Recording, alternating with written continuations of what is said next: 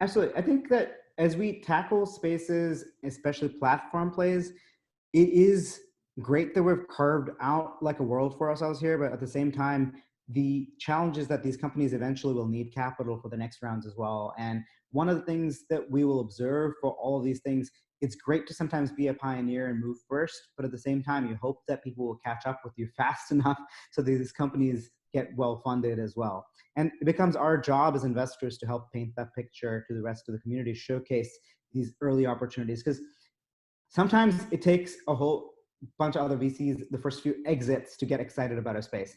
And as you know, we're moving into spaces well before that, like we're sometimes the first to make that happen. So in terms of like in the CRISPR and gene editing space, what I will say is we are open to funding ideas anywhere in the world.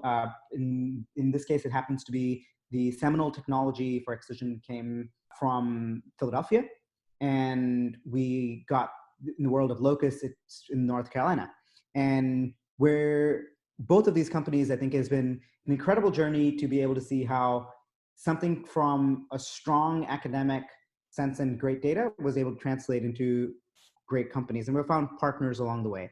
And I think that in terms of showcasing these technologies to investors, I think some part of it becomes, in a way, these founders have to almost have two brains at one go. One ready to talk to the traditional tech investors who are able to see this vision and able to see how they can accelerate it with using good technology.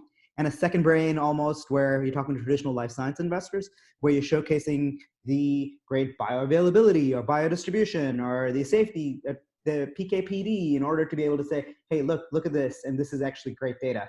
And I think the kind of questions coming both ways means, again, going back to the founder and how we have to help is get them ready for the both sides. Because the truth is, you as a founder have to be open to and adapt to who you're pitching as well.